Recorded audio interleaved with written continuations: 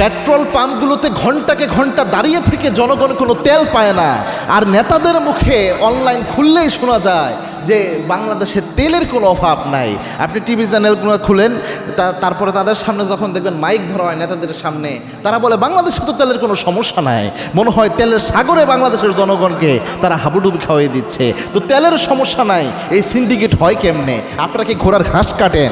এই যে জনগণ 3 ঘন্টা 4 ঘন্টা, ওই দিন এক ভাইকে দেখলাম রাত 10টায় পাম্পে গিয়েছে, ফজরের নামাজের পর মুখ কালো করে ঘরের বাসায় ফিরতেছে। বললাম ভাই কি অবস্থা? বলছে সারা রাত পাম্পে কাটালাম, কোনো তেল পাইলাম না। 200 টাকার তেলের জন্য সারা রাতে এই ভোগান্তি। এই তেলগুলো গেল কোথায়? কারা এগুলোকে মজুত করে? দেখা যায় গোয়াল ঘরের মধ্যে তেল স্টক করে রেখে দিয়েছে। অনেক জায়গায় রয়েছে পাম্পের মধ্যে প্রায় 9,000 লিটার তেল রয়েছে, তবুও বলতেছে তেল নাই। লেখা রয়েছে পাম্পের মধ্যে যে তেল সাময়িকভাবে তেল নাই, এই জন্য পাম্প বন্ধ, এরকম অবস্থা। তো এই সিন্ডিকেটগুলো ভেঙে দেন না কেন?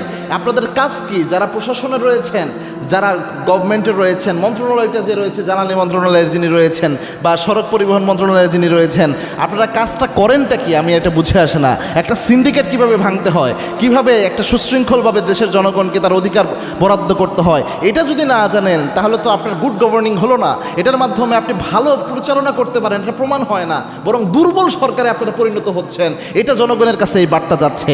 আর সবচেয়ে মারাত্মক কি জানেন? যেখানে আপনি দেখতেছেন সিন্ডিকেটের কারণে জনগণ ভোগান্তির শিকার, এর বিপরীতে যে আপনি যখন ইন্টারনেটের মধ্যে খুললে যখন জনগণ দেখে, টেলিভিশন খুললে যখন জনগণ দেখে, আপনি বক্তব্য দেন তেলের কোনো সমস্যা নাই, কোনো সমস্যা নাই, অনেক তেল রয়েছে, আমাদের জনগণের মনে কষ্ট লাগে, আঘাত হানে। আরে আমি কালকে সারা রাত তেলের জন্য দাঁড়িয়ে থাকলাম, আর সকালে ফেসবুক খুলে দেখি বা টেলিভিশন খুলে দেখি যে আমার নাকি কোনো তেলেরই সমস্যা নাই। এটা তো পুরো একটা জনগণের অধিকারের বিপরীত কথাবার্তা বলা। এই জন্য যত দ্রুত সম্ভব এটা পদক্ষেপ নেন। এবং যারা তেল মজুত করতেছেন, শুনে রাখেন, রসুলের একটা ভয়ঙ্কর হাদিস আপনার ব্যাপারে রয়েছে।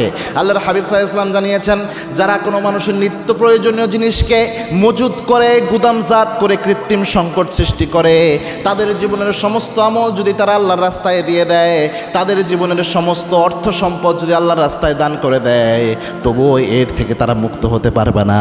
যে গুনাহ তারা মানুষের সাথে করে, যে জুলুম মানুষের উপর হয়, এটা থেকে তারা পরিত্রাণ পাবে না, সব যদি দিয়ে দেয়।